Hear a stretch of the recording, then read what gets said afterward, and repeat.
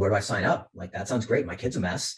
And if I can make them not a mess through the most comfortable fashion for me emotionally, but also for them because I love them, then that's what I'm going to go for. And I think the same thing happens with dog owners.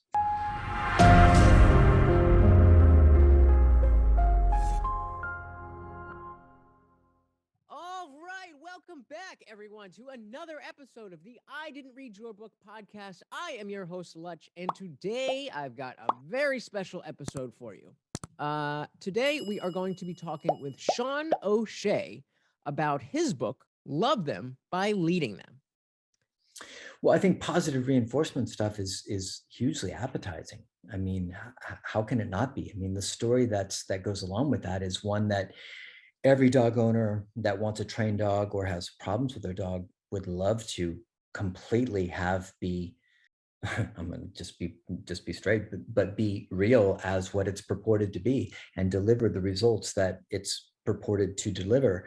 And so if you could turn around truly serious issues or train more challenging dogs with positive only work, deliver consistent results within a reasonable amount of time. And I don't mean like 3 weeks, I mean like under 6 months, something like that.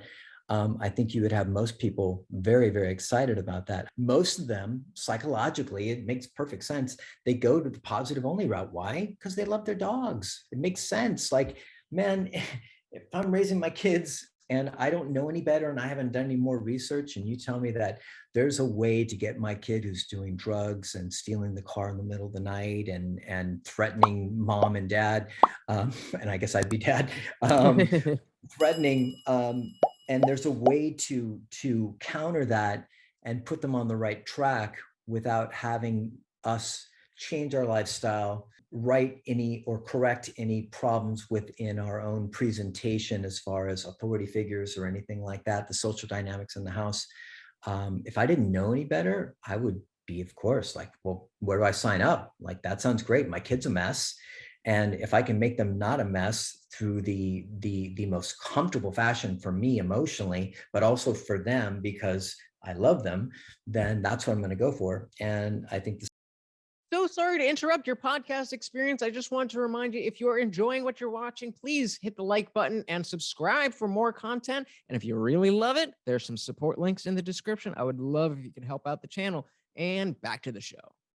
same thing happens with dog owners. So they automatically, or that's a bit cheap, they tend to a large degree move in that direction first. I'm trying to be careful. Move in that direction first, and it makes perfect sense when people contact us after they've spent a year or two doing positive only training.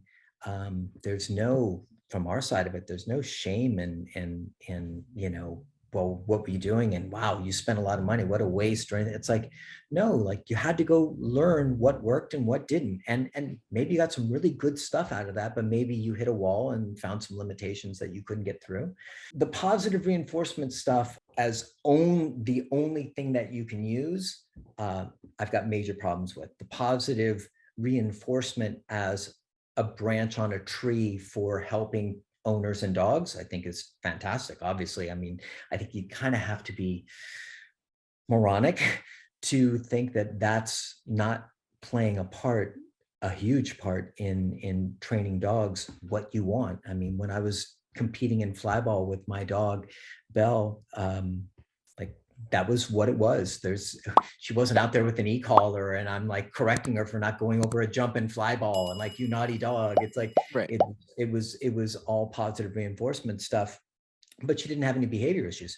She wasn't attacking any other dogs. I've had gazillion, okay, that's an exaggeration. I've had a lot of folks from the agility world and from the flyball world, but really, really heavily from the agility world, come to me for e-collar training undercover because they're not allowed to use e-collars in agility or anything else, but their dogs are attacking other dogs Right. when on the agility field or breaking. So they're doing the course and then they'll break and they'll actually go after another dog and just break away from the actual routine they're doing. I've had so many owners that compete in agility get over that hump, and they don't use the e-collar when they're actually doing the work because they're not allowed to, or competing, I should say, because they're not allowed to. But that work has allowed them to continue to compete in a field where if they knew that you were doing that, they'd probably toss you out. So when you know, I mean, that would be my best guess, or they would, if not, you would definitely be looked down upon. You know this stuff. The stigma is that if you have to use these tools, it's because you haven't taken enough time, you're not patient enough, you're looking for shortcuts, you know, And that you don't care about hurting the dog.